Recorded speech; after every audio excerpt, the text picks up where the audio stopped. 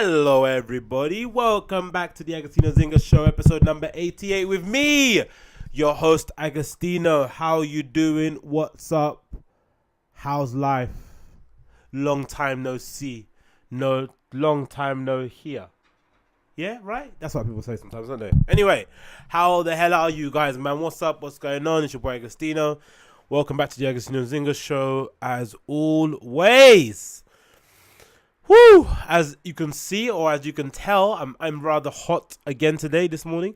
Not because of the weather, because it's kind of cooled down this weekend. Thank God, in London. I'm sure all of you are aware, those of you who live in London, those of you who are abroad, that there's been an absolute crazy heat wave that's killed loads of people in Japan and in the UK, unfortunately. And it's been a bit worse for us in London or in the UK because we're not necessarily used to having sunlight beaming down from the skies, especially during the summer months.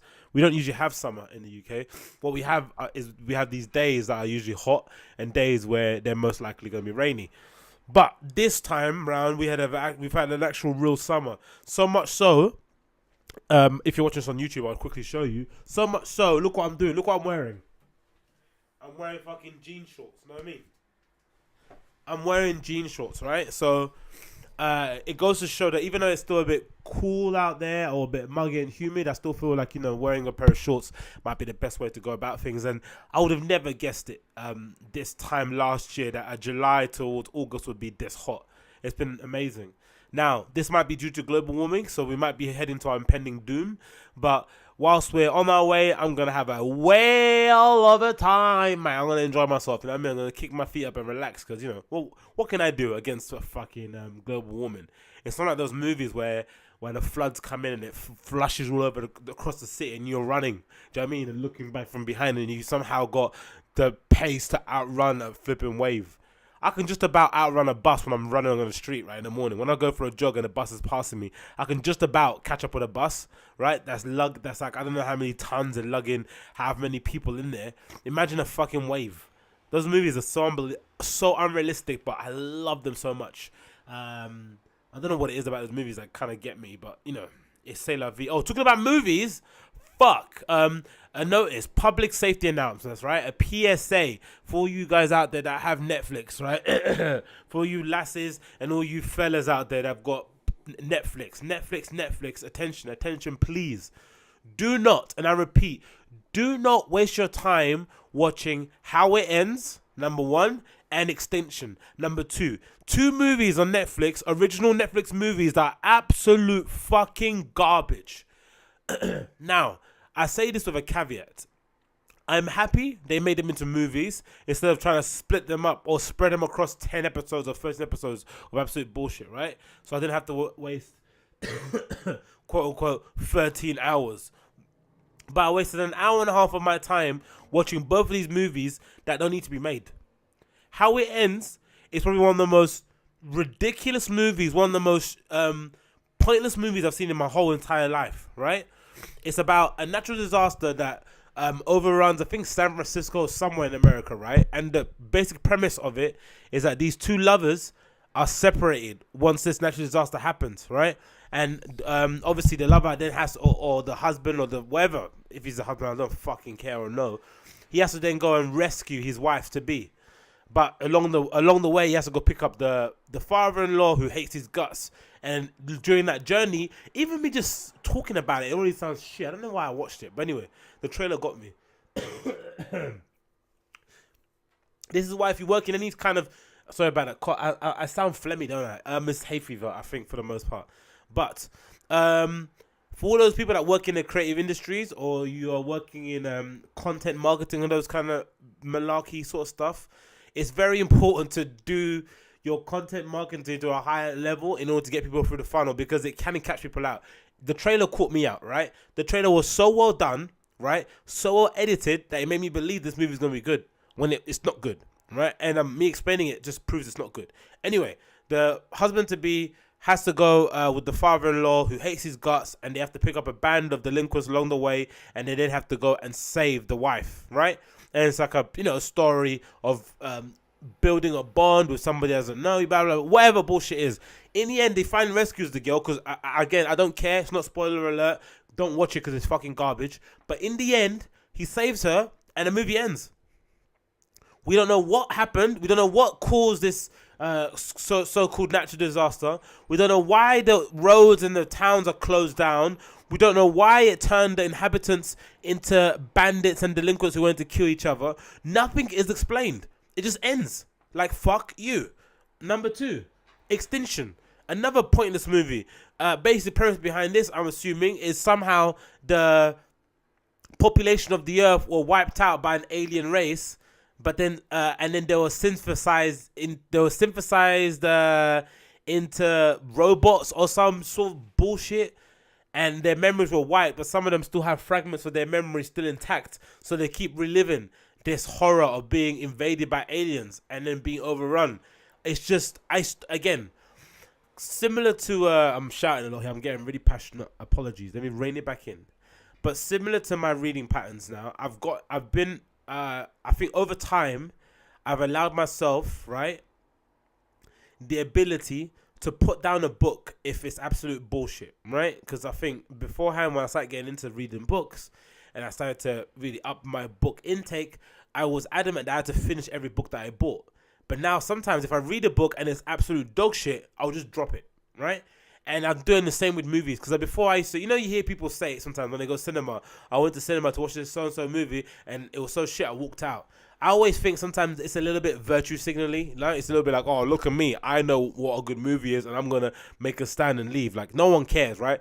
The movie, the cinema already got your money. The production company's already got your money. Like, no one cares, right? You're not making that much of a stand. But it's about you personally valuing your time. That's the one currency that we all should be very, very, very, very particular about where we spend it.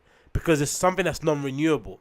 You can have money, you can lose money, or you can make it back again. It's no problem whatsoever. You can have a job, you can lose it, you can get another one. But time is the one thing that you cannot get back. And sometimes sitting down watching a movie, especially when you're watching it on Netflix in the comfort of your own home, you're watching a movie that fucking sucks, is one of the worst experiences known to man. And I don't encourage it on anyone. I don't wish it on anyone. So I'm telling you now, as a PSA, please, for those that listen, for those who are obsessed with Netflix, for those who like to spend their evenings inside and don't go outside as much, similar to me in my experience, please, whatever you do, do not watch How It Ends and Extinction on Netflix. Unless you're peaked, yeah? Because I told someone else this the other day and they found my rant so hilarious that I was getting so angry about something on Netflix that I'm paying $9.99 a month for to watch thousands and thousands of titles. They found it so hilarious that they were like, you know what, I'm actually going to watch it because if it's making you that angry, it must be good. Which, take it. I'll take that little insult as a compliment. But I advise you, please do not watch Extinction or How It Ends. Please. Anyway, apart from that, my weekend was fairly busy. Working on the weekends, and then on top of that, I had a DJ gig on the Friday and on a Saturday. Both events were pretty interesting. Saturday probably more interesting than the Friday. Saturday was a private party in a friend's bar along the Hackney Wick Canal called the All Post Cafe, and it was, if I'm not mistaken, a team of volleyball players or something along those kind of lines, right? So I wouldn't say they were jockey, but you could, boys and girls, people that like to play organized sports, especially competitive sports like volleyball and shit, even though, it's a bit naff, but it's competitive, right? There's a particular kind of personality, right? Probably a bit type A, whatever. So I immediately knew what I was going to get myself into. But before I went to the actual gig, which was funny, I was running 10 minutes late, right? But that's my fuck up. I just didn't get prepared quickly enough. But then I got frantic calls from the DJ and the guy that manages the bar about to hurry up. And I thought, oh shit, man, I fucked up. I should have come on time. I know they were going to be pissed off. Now, don't get me wrong. They were pissed off that I was late, but they were more pissed. The person I was playing with was more pissed off that they had to endure another 10 minutes playing in front of these people. And it made me think, as important as it is to have great DJs, to have a great bar, to have great sound system, to have great bartenders, to have great, furnishing. good toilets, whatever it may be inside a pub or a bar or a nightclub, one of the most important things, or probably something that's more crucial than all those things combined, is the people that are inside your bar and club. If these people inside your bar and club are absolute dickheads or absolute shitheads or annoying or bothersome or demanding or just lack any kind of tact, it really, really affects the way the overall ambience of the bar operates. And it got me again thinking, because I know I mentioned it for the 17th million time, but it got me thinking about the whole Berlin thing, why I'm so obsessed with Berlin, and why I'm so obsessed with the way they do nightlife culture there, or in Germany, because I've been to Frankfurt as well. And when I visited Robert Johnson, one of the most well-known clubs as well, a place as well that I hope one day that I'll be able to play in, right? One of the things that you notice when you go to these bars, or especially the bigger nightclubs or the mid to like the higher level nightclubs in Berlin, and I'm sure you guys are aware of it, they're very particular with who they let into the bar or let into the club, right? It's very, very particular. It's like it's particular to the point of annoying, right?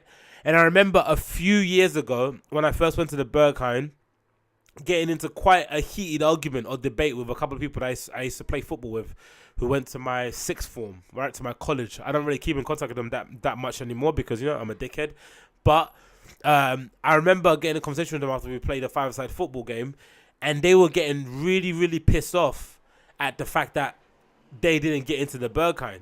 And I tried to explain it to them in like a really nice way, but it just didn't come across well, because essentially they were which they were right in their experience were like, why were you allowed and we weren't? It doesn't make any sense. I mean, it's not fair, basically. We like the music as much as you do. Like, why did they let you in, not me? But what they probably didn't understand was that, unfortunately, sometimes in life, archetypes, stereotypes play a part in people's decision making. And sometimes a bar or a club in Berlin, they will overtly pick people who fit inside that bar, right? So whether it's a gay-friendly night, a queer-friendly night, or whatever kind of night it is, right? They have an idea of what kind of clientele will fit inside that nightclub during that time, right? And there's been times where I haven't gotten in the Berghain a couple of times, and I'm pretty sure it's because they just knew I wouldn't probably vibe with it. It probably was a bit too much, right? There might have been like ball gags and I don't know, and leather holsters everywhere, right? Which I'm not uncomfortable with, but it might not be. The people inside might be uncomfortable with my presence, where me being uncomfortable. You know, that kind of vibe where, you're putting people off. They're not able to be free because they are a bit, Anyway, you know what I mean. And I remember getting into quite a heated argument with him, with this guy about this situation, and he said something along he was getting really, really pissed off about it. But part of the reason why they didn't get in was because they were a group of 6 boys, right, who look very, very boily, right, boy-y, right. So they must have went in there, the indigo jeans and the Astro Turfs and hoodies and shit. And he's just not gonna get in like that, all right? But even though the bouncers or the people at the door don't know their character, and they don't know that actually my friends are actually quite nice guys, right?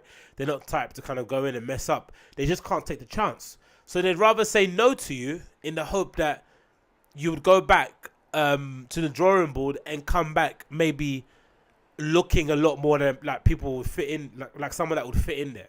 It's really weird to say it because on the same token, you can't get pissed off with a West End club that rejects a group of girls who come in looking super ratchet because they want a bit more of a higher class clientele, right? It's maybe the same sort of attitude, but I'm a big believer in as annoying as some clubs can be with their door policy and stuff like that, there's so many options out there that if someone doesn't want to let you in, just go somewhere else, right? I'm not that hell bent on making sure, no, I have to come into your club. If you don't want to let me in, you don't want to let me in.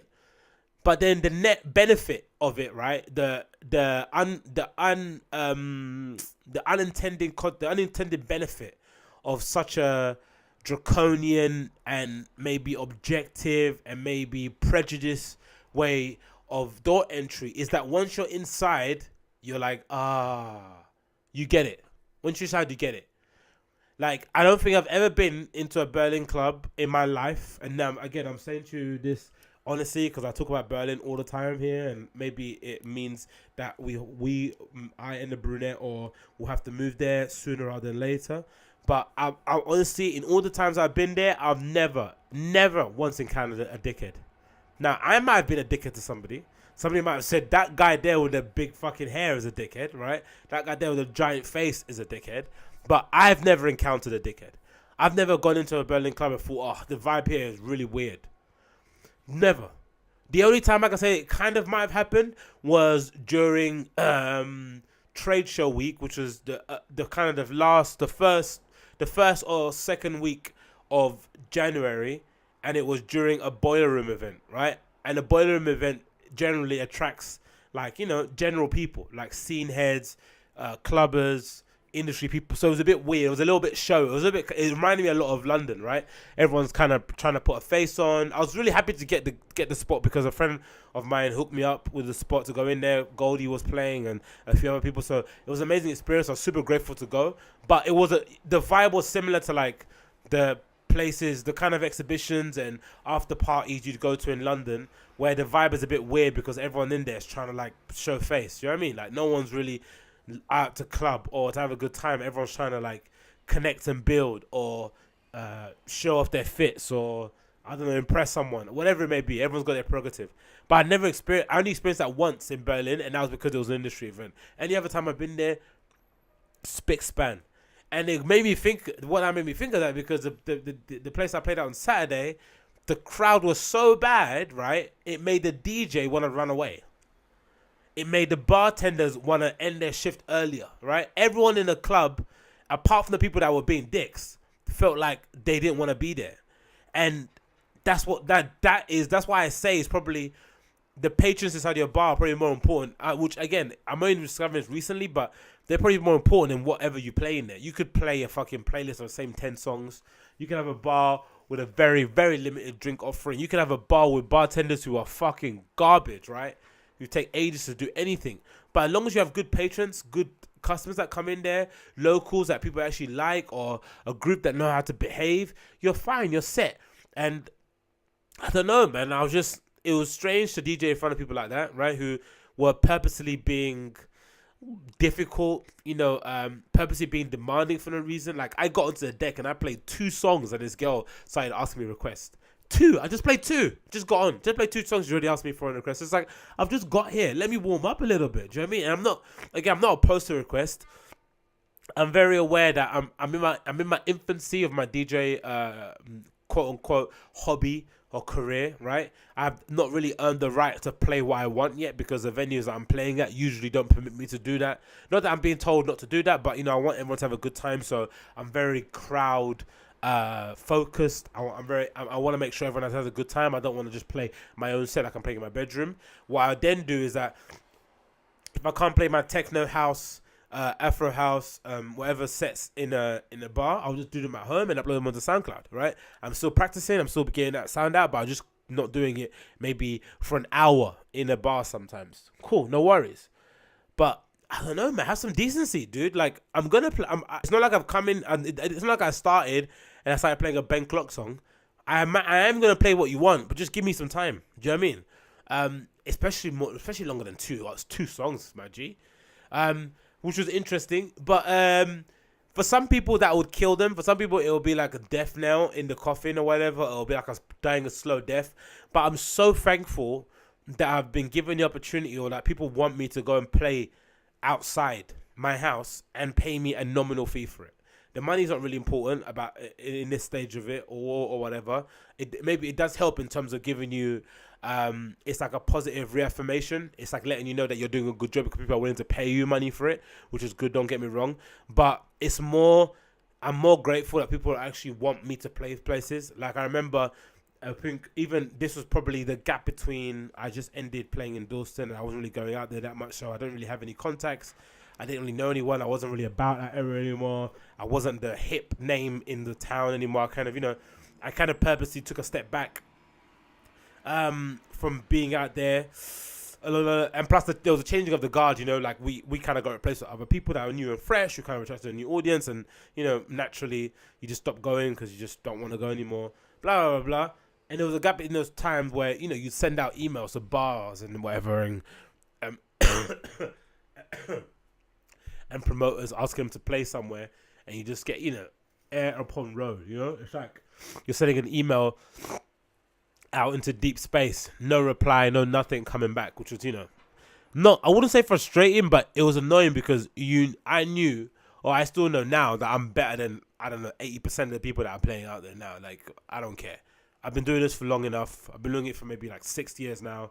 I mean, like, I know how to make people dance. I can play all that obscure shit with my eyes closed, and I know how to play normal shit that everyday punters want to play. So when you're emailing people like that and you're not getting a response, it is very humbling, and it makes you think, okay, cool.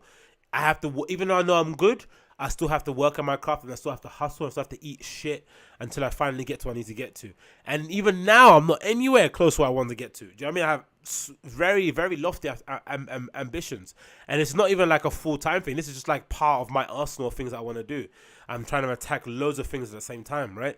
I'm not even trying to set out here to be like the next Ricardo Villalobos. I want to be someone that's doing it at like a high level, but doing other things too at the same time. So whether that's writing, whether that's design, whether that's podcasting like I'm doing now, whether that's stand-up comedy, which I still haven't done an open mic yet, but there's so much shit that I want to do, whether it's writing, whether it's art, photography. I'm just taking it all at the same time with intensity, but also realizing that, you know, the moment someone asks you to do something, and even no matter how shitty it is, no matter how crappy the crowd is, the fact that you've been requested to do it as a job or as a gig, I'm super, super, super grateful. I think it's amazing because, like I said, I've lived in the times when it's just been nothing but air, like pure air. You know what I mean? Like no one's replying, no one's saying anything to you. So I'm super thankful for it. And yeah, it was, in the end, it worked out pretty well. The set went quite good.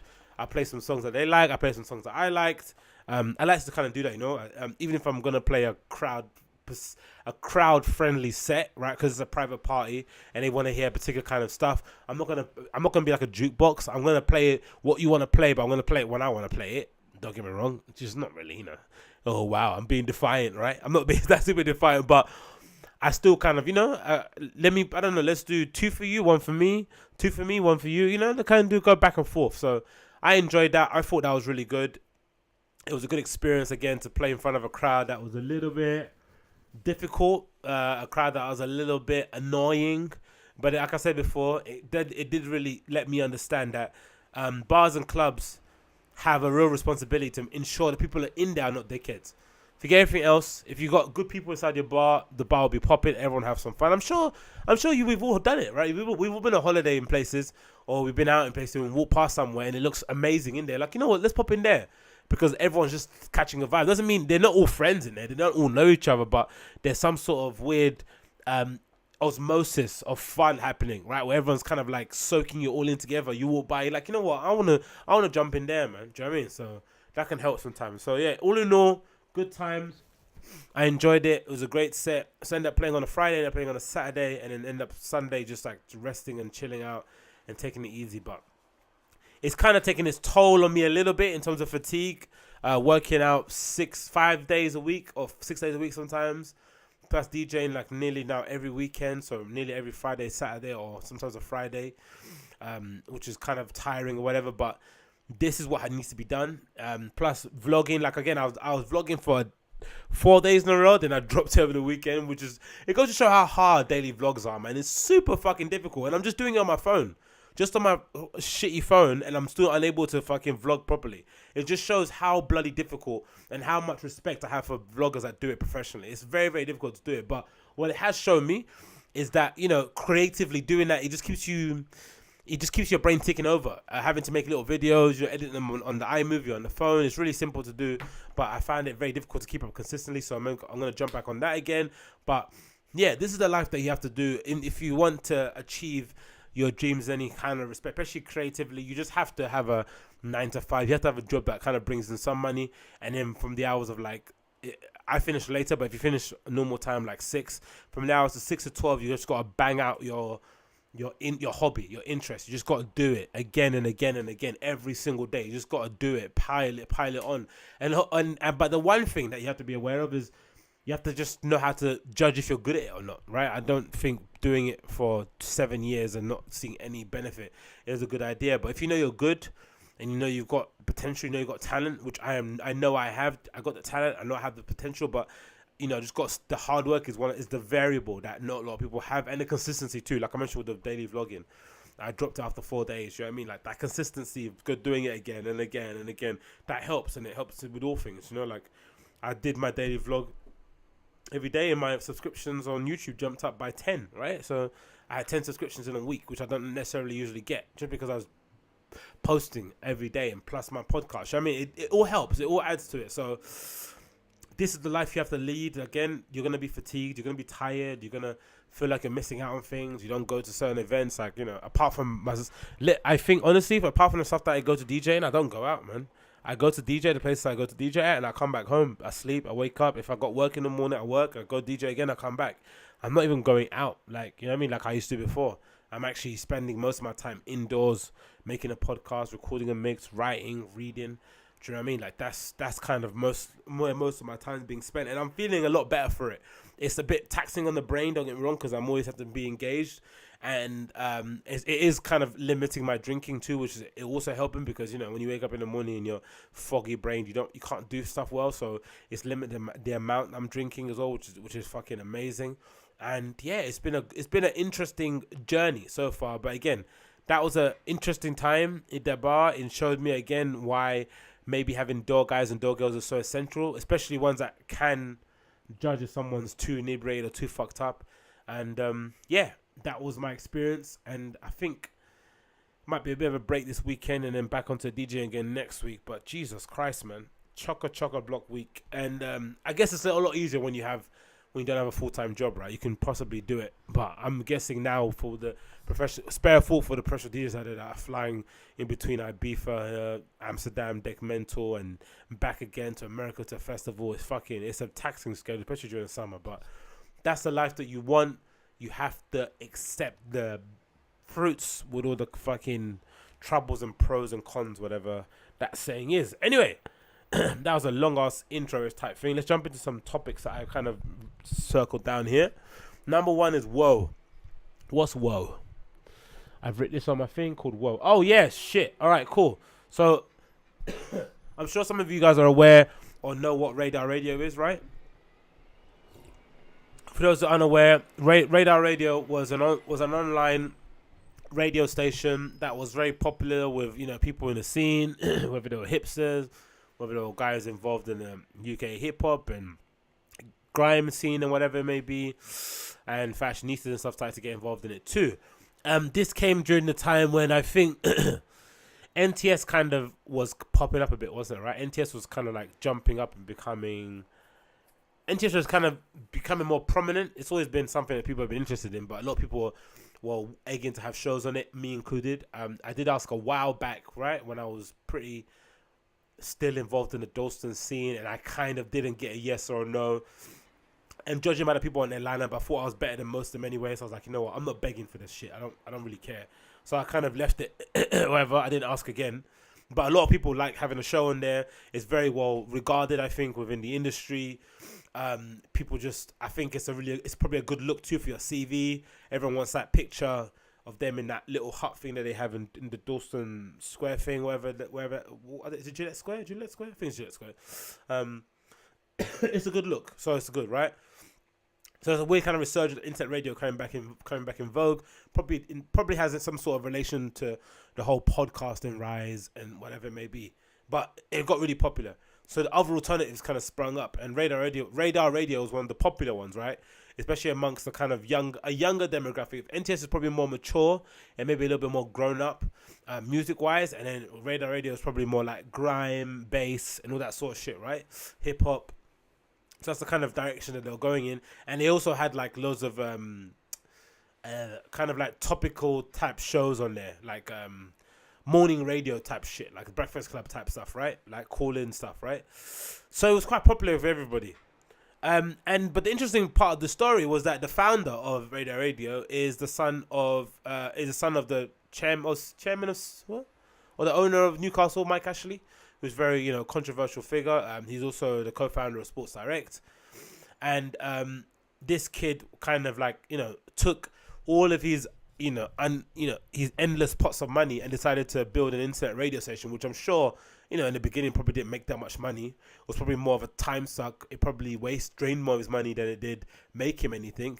But he decided to do it, and because he wanted to be part of the culture and part of the conversation and make this radio station and give people opportunities to have shows. So I always thought it was a very interesting and noble thing that he did, right? Because usually people in his position just enjoy their riches and run off into the sunset, right? He doesn't need to come back and kind of fail at something. He doesn't need to fail at. He doesn't need to get dirty, get his hands and knees dirty setting up a radio station. He doesn't need that hassle really. He can just stay on his quote unquote physical island and just enjoy himself. But he decided to take that risk. And in the beginning, you'd hear some murmurs of some people, this rich kid has got the station, blah, blah, blah. But for the most part, he gave people from the ends an opportunity. No one really said anything. But I always found it interesting. This is me from the outside looking in, right? I always found it very interesting how they were going to handle the friction between hipsters, right? Especially on Radio, they had a lot. They had a lot of people from the Dawson Superstore crowd, right? The kind of people from the LBGTQ kind of scene in London, right? People from Vogue Fabrics had some shows on it. People from the Pussy Palace, people who have people who have a very different view of the world than the people that they had on the station, like the kind of guys from the grime scene. And I always thought it'd be interesting how they handled that friction. I thought it was probably part of their selling point that they were able to have road guys on the same station as drag queens and stuff.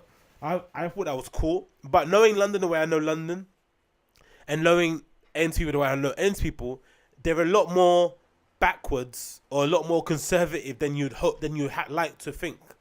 So I just thought I just didn't know how they made it work. And then unfortunately it transpires that they actually weren't making it work, and a couple of girls wrote these long essays and articles on Tumblr kind of detailing their experience of sexual abuse and harassment working in radar radio. And most of it came because of that friction, right? Between these road guys who'd never seen a girl turn up to a radio station wearing a fishnet dress. You can wear whatever you want, but imagine, they're not used, they can't handle having that energy in a room and not want to touch, which is fucking abhorrent, don't get me wrong, but you just can't handle it. And then you've got people on the other side who are used to being in a room where everyone's inclusive and it's welcome all, and doesn't matter what your background is, your interest, your sexual orientation, and then suddenly now you're being judged, right, by other people because of who you are. So that kind of friction was never going to work, and unfortunately it didn't work. Allegations popped up and radio stations shut. But mostly it shut because people kind of pulled out when they once read the story. Everyone kept doing this same rehearsed tweet, which was so fucking cringy as well. Again, people on social media with their activism, it's just annoying, isn't it? If you're not gonna go on it because you don't like how some people are treating your fellow radio hosts or colleagues, just don't go. Quietly resign, send in your emails to the station.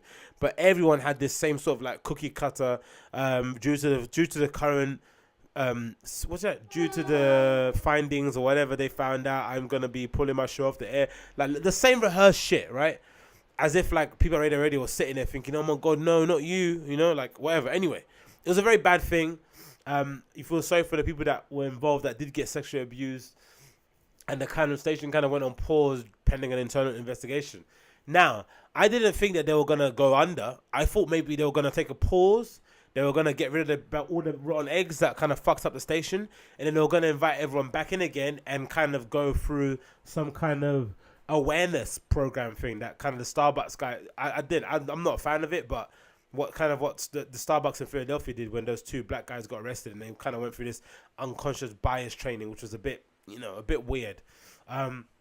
But I thought radio would at least do that, right? Get rid of the bad eggs, invite everyone back on again, but have a meeting where everyone can kind of, know via no uncertain terms that this kind of behavior is not going to be accepted on our radio station. Do you know what I mean? We won't stand for it, zero tolerance policy, and kind of allow themselves to kind of build themselves back up again, and maybe under a new mantle, behind a new vision, maybe actual real inclusivity and not a pretend inclusivity where you just get people in a room together and call it inclusivity or diversity when they don't even speak to each other, right? Or they don't have the same world view, or they don't have anything in common. That's not the way you do it. So I thought that would happen, but it seems like it didn't. And judging by this article that I'm going to pop up on the screen now, they are done for. So as this article from Resident Advisor points out, Radar Radio shuts down with 4 million debt and a 500,000 closing cost. I don't know what closing cost means. The London station, which closed amid controversy this year, paid out an estimated 270,000 in redundancies. Bloody hell. Radar Radio, the East London station that recently closed for an accusation of sexual harassment and toxic working environment, has published its financial earnings accounts for 2017.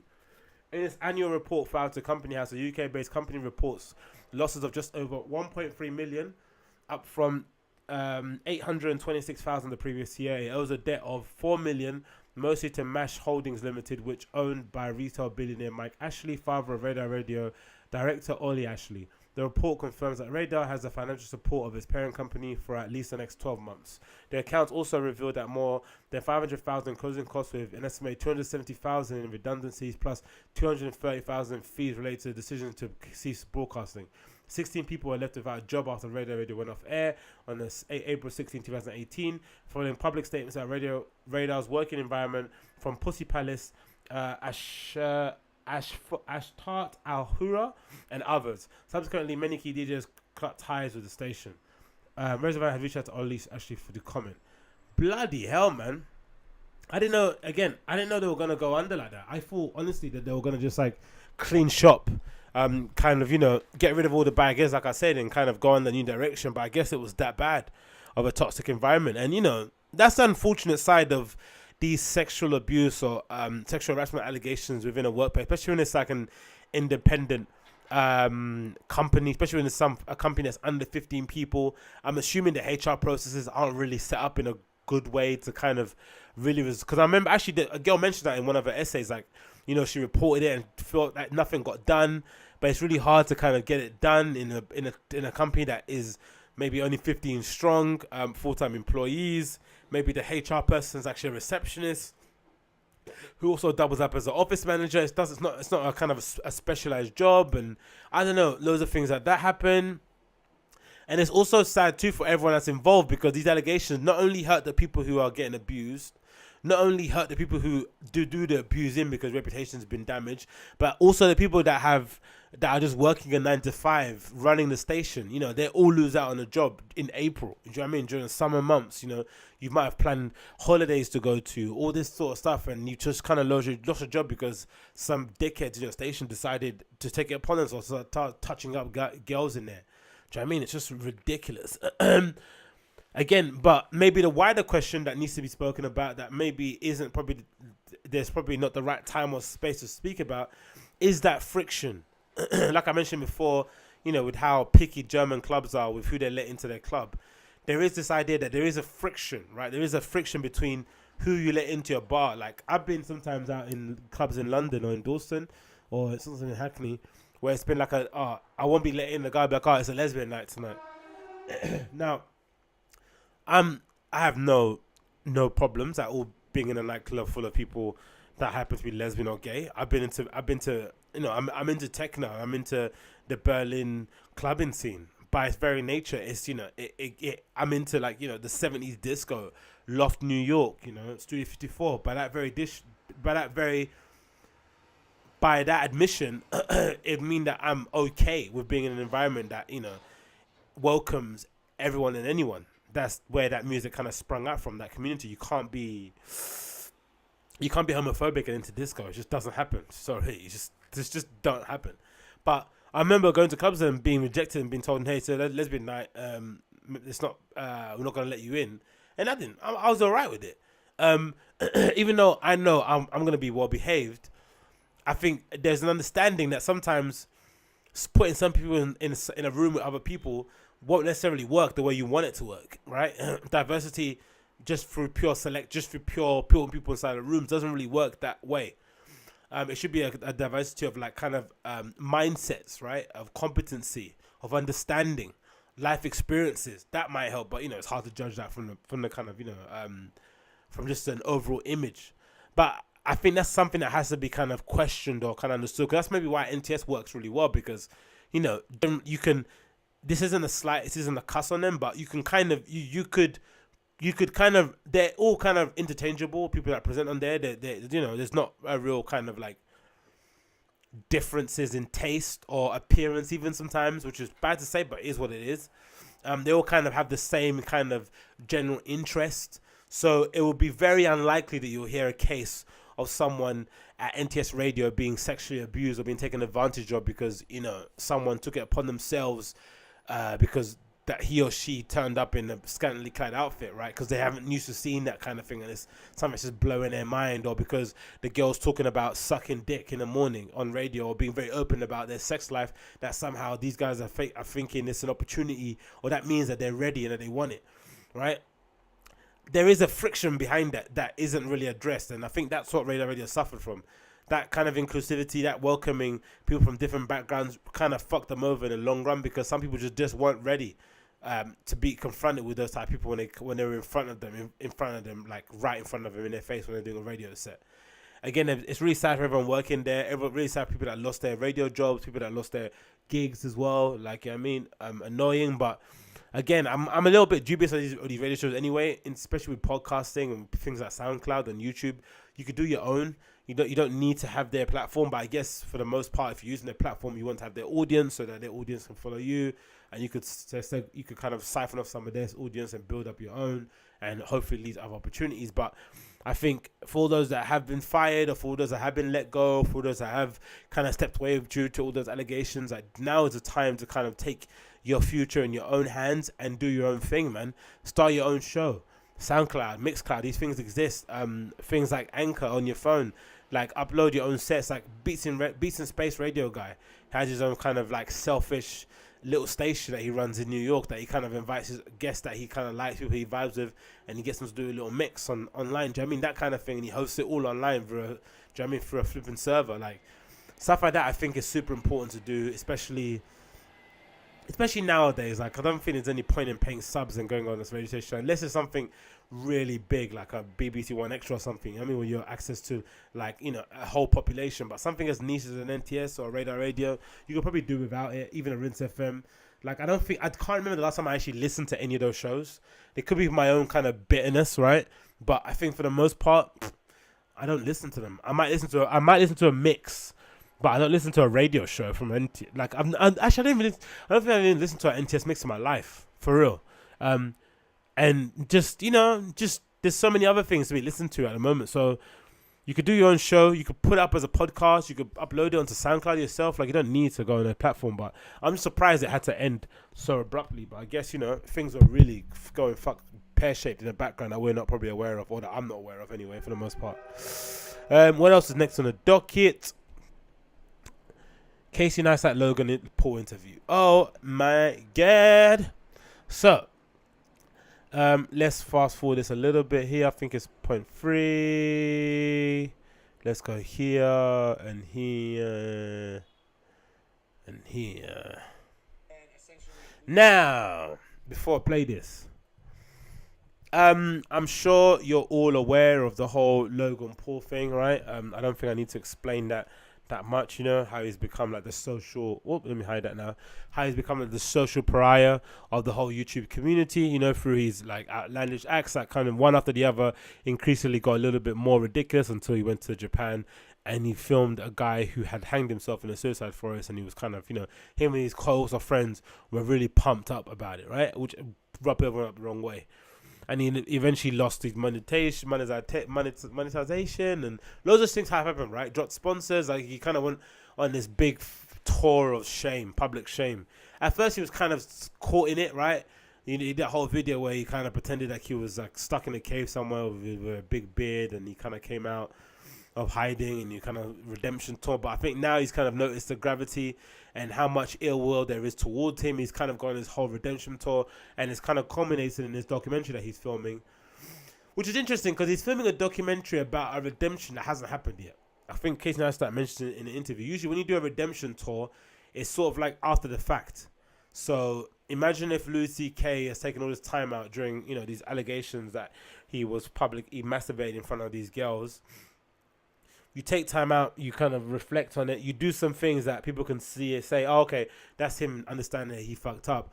And then after like, you know, you've done that thing that people can say, oh yeah, that's a marker to say he's done good and he's moved on, you then release the documentary, because the documentary will be an opportunity for you to show what happened before that moment that shows you've made progress, and what's happened in the interim. But he hasn't really done that, so it's a bit weird. It's kind of like a 21-year-old writing an autobiography, right? You're only writing it just from like a very narrow set of experiences, like a very narrow set of time, like between the ages of like what are you gonna remember? Like 8 fragments of like 16, but mostly 18 to 21, if that, and they're all gonna be like highlight reel stuff, and you haven't really gone through much adversity. Anyway, he wants to do that, no problem whatsoever. But he's gone around, you know, also promoting a fight that he's doing with that super annoying KSI dude and his brother, and the other super annoying KSI brother, which I'm not interested in whatsoever.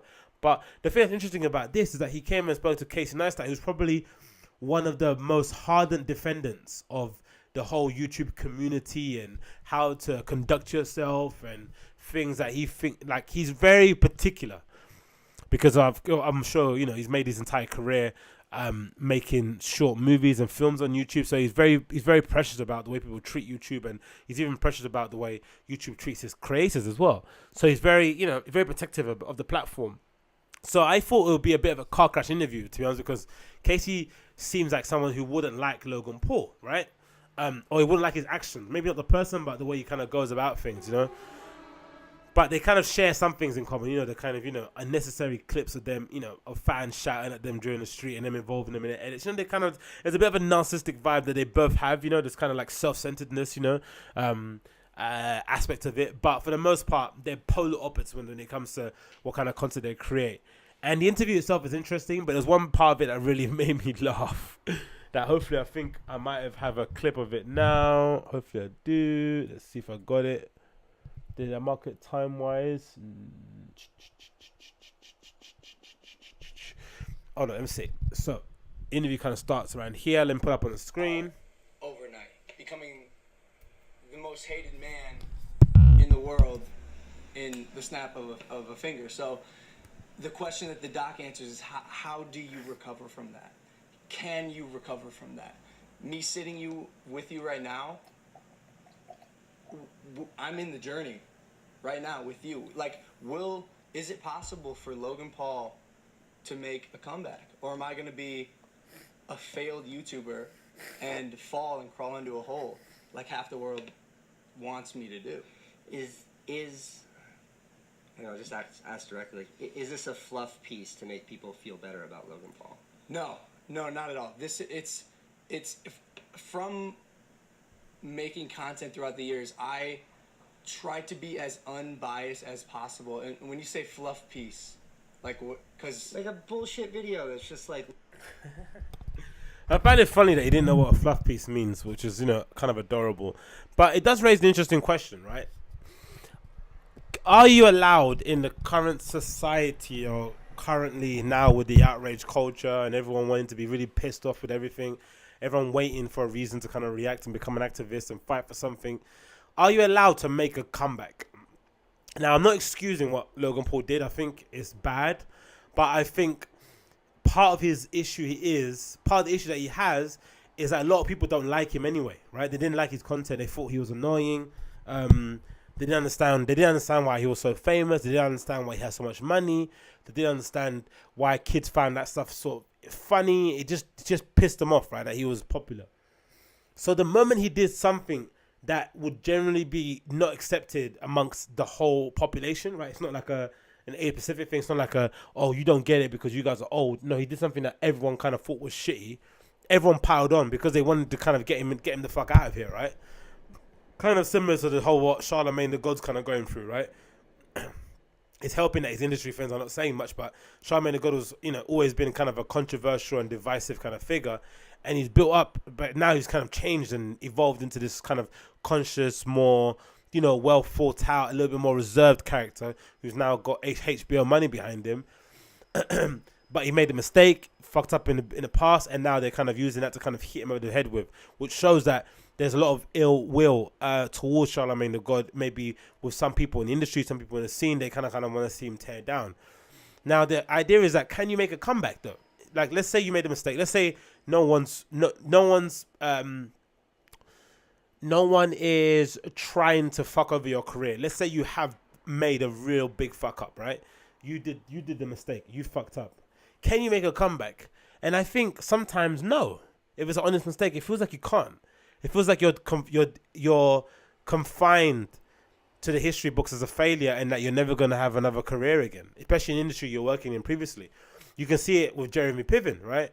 He got accused of sexual harassment or abuse by a couple of women or a few women. Nothing's been proven here or there, whatever the fact is. He got immediately kind of cut loose. His show that he got made, I think, ended after a couple of episodes or seasons, or maybe the first season. His second season didn't get picked up again. And now he's completely pivoted and he's doing stand-up comedy. It's probably a little bit of a failure. I'm pretty sure some comedians are probably laughing at him. Some actors are probably laughing at him too, chuckling. Maybe he had a shitty attitude and people didn't like him anyway, so they kind of use any excuse to get him out of there. But will he be allowed to make a comeback onto the big screen? Will he be allowed to come back on TV again? Will he be allowed to star in something like Mr. Selfridges ever again? And I don't think he will be.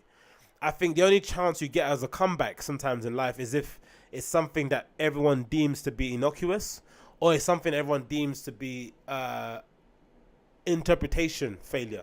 Like the Aziz Ansari thing, right? With the girl that he stuck his hand in her mouth or some shit. Which kind of sounds like a shitty date, right? He sounds like a creepy dude, but it doesn't sound like he did anything abusive, right? It sounds like two very clunky people trying to escalate sexual tension in their meeting, but it's just a bit clunky and it kind of didn't work out that well. But unfortunately for the lady, she felt as if like she kind of got violated in some way, shape or form. Wrote a piece on babe.com. It kind of ended, it kind of stopped Aziz Ansari in his tracks.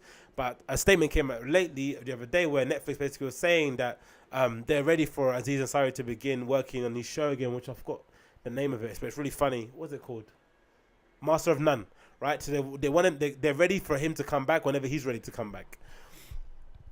And that's kind of the network taking a decision, a kind of stance. Same with Chris Hardwick on AMC, right? They kind of paused his appearances, investigated the issue, and then found out that there was no means for him to cancel, so they kind of brought him back to be the guest, to be the presenter of the Walking Dead show.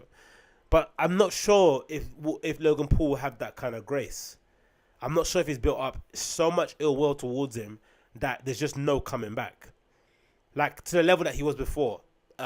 He might still have a core audience or core group of people that might roll with him and that might fuck with him. But I think in terms of changing people's minds, the hearts and minds of the majority, I think sometimes when you've painted yourself in a corner as being the dickhead or the bad guy, you're just going to be the dickhead or the bad guy. He does mention actually in the interview with Casey Neistat, which I recommend you check out.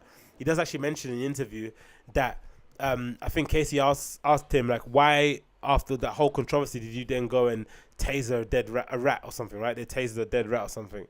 And I think Logan mentioned something along the lines of like, he was so fucked up in the head, or he was through all this like a hate he was getting online, that he thought it might be a good idea just to kind of lean into the bad guy role and kind of play the heel.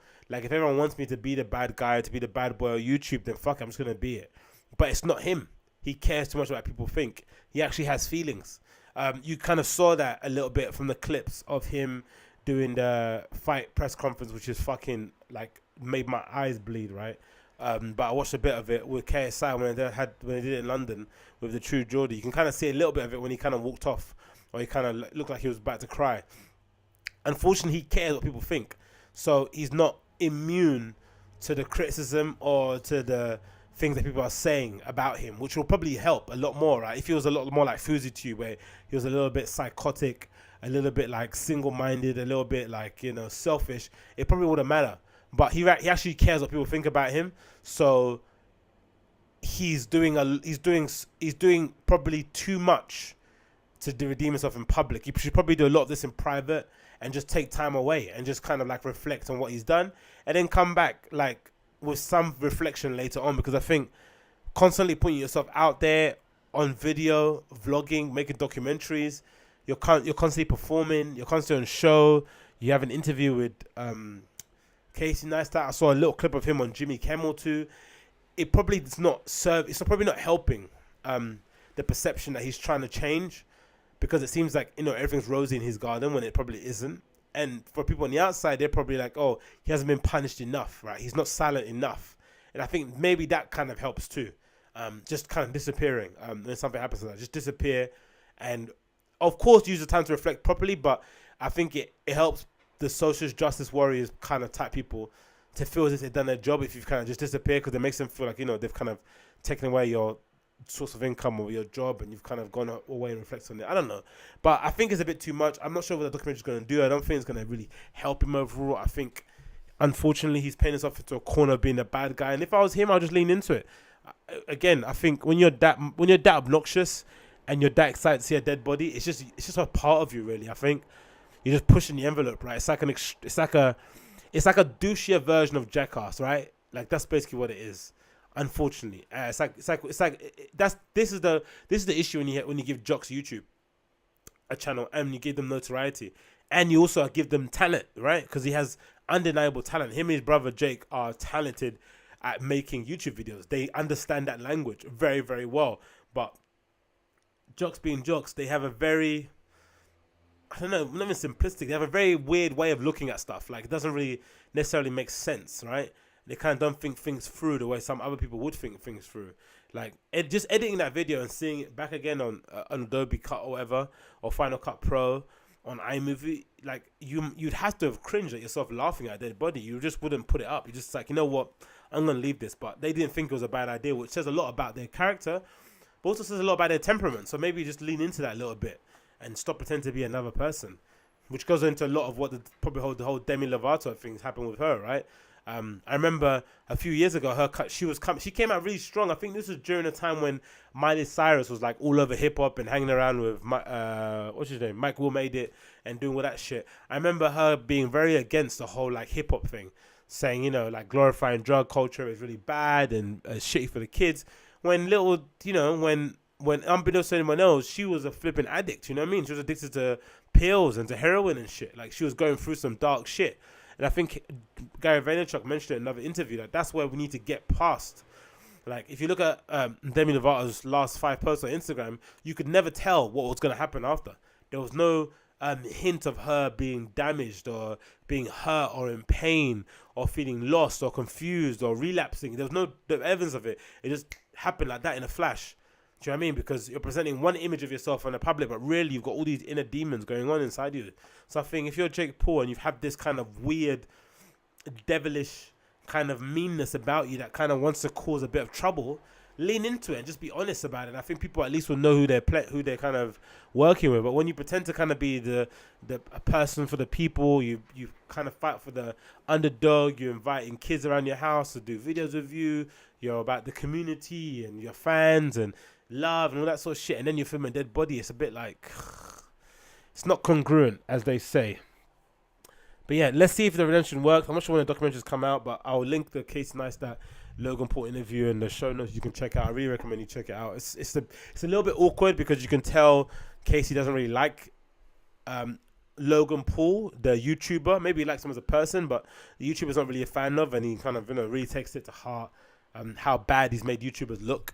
But it's an interesting interview overall to hear his side of things. Logan Paul's perspective on the whole situation. What else is next here? Oh, the worst DJ set ever. This was all over social media. I'm sure a few of you have seen it. It's fucking hilarious. I'll probably play it first and then I'll make some commentary about it so you guys can talk. So I can kind of go through it a little bit. But this is amazing. So, as I'm sure you might have been aware, Tomorrowland happened quite recently in Belgium. Very big festival. It's probably the most messiest lineup festival I've seen in my life. It's a lot of trance, a lot of sci stuff, a lot of contemporary house, a lot of like chart stuff, and then techno and a lot of Berlin. It's a very confusing lineup. It doesn't really make much sense, right? Because it's very commercial, but then it also has very niche kind of people playing there. But one of the kind of standout sets, for you just because of the pure performance of it, or was this guy called Salvatore Ganassi, right? And he played, and I think a lot of the headlines on social media were like, "Oh, is this the worst DJ set ever?" I kind of get it because I hate the kind of, you know, the Rio de Janeiro arms out spread wide, like the Carl Cox kind of, you know, wankers that do that sort of shit. Like, fuck off, right? I'm not a big fan of that. But I am a big fan of DJs that actually dance. Look at it, having a good time, right? Because, you know, coming from London, I'm sure you guys are familiar with someone like a Ben UFO or like a Surgeon or stuff like that. Do you know what I mean? They're very robotic in the way that they DJ, and I never really vibed with that. I always thought it was a bit boring. You know, they're absolute technicians when it comes to mixing. Like, Ben UFO is probably one of the best kind of crate diggers we have in probably electronic music, hands down. But he doesn't look like he really enjoys himself. Do you know what I mean? Or has a good time, right? It looks like it's a little bit like it's a mathematical equation for that respect, right? Now, this is just my own personal preference.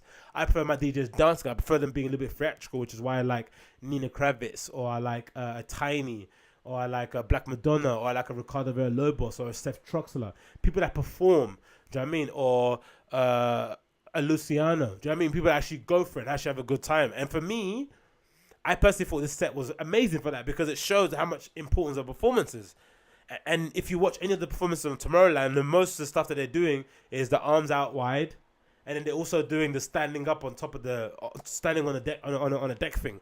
But Tomorrowland did something really, really incredible, because I'm sure that they know everyone stands on top of the deck. They built a little staircase that's basically underneath the decks. So where the table is, there's a little staircase that you kind of walk up to go on top of the thing. So, which is quite interesting. You know, they've kind of engineered the DJ booth to kind of, you know, to accommodate people that want to stand on top of stuff like that. But anyway, enough about me. Let's watch this short clip, or you can hear it via the audio podcast, and you can see why this guy is absolute fucking legend.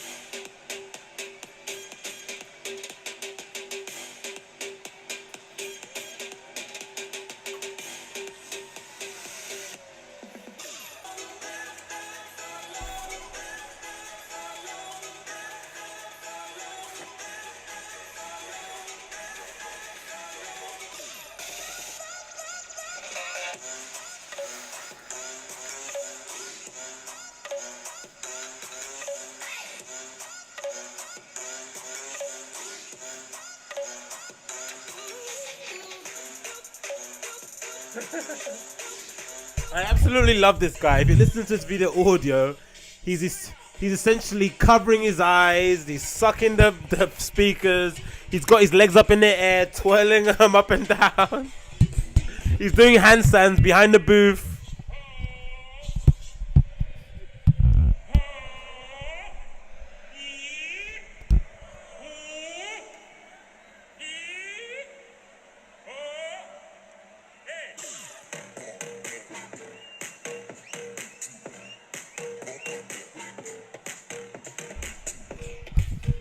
He's absolutely going for it, right? And this for me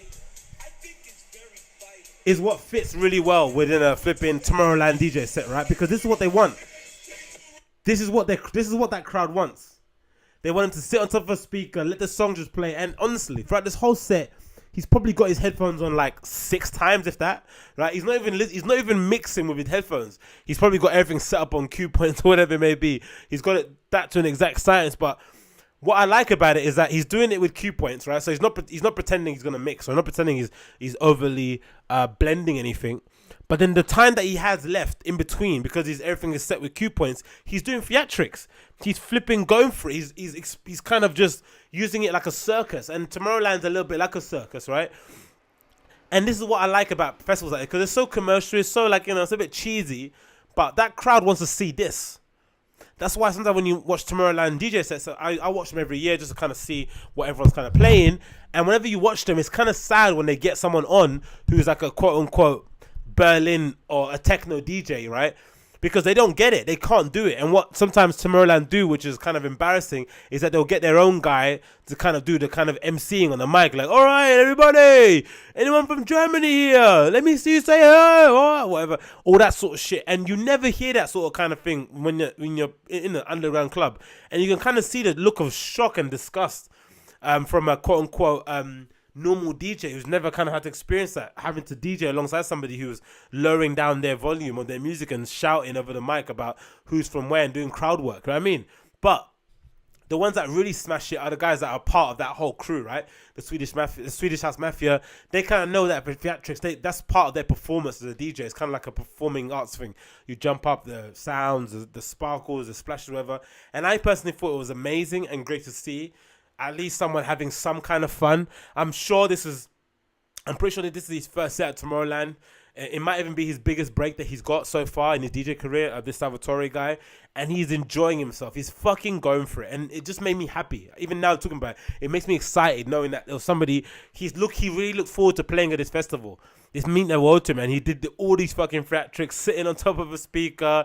He's kind of leaning into the speaker, sucking all the air out of it. Then when the camera zooms in, he acts like he's surprised that they're there. He's doing handstands behind the decks with his feet waving in the air. He's flipping punch in the air like he's in a mosh pit. Like he's just doing the most obscene shit. He's kind of there's bits in the video where he's kind of getting the crowd to. It's funny because he gets them to sing along to a song, right? He gets them to hum a song like da da da da da da da da da, and you think he's gonna play that next, but he doesn't. He plays something really different. You think he's doing that to set them up to play the song, but he doesn't even play it. So he's an absolute joker, absolute comedian. I recommend you check it out. And on the absolute flip side of it, this is what I mean in terms of saying what works, what doesn't.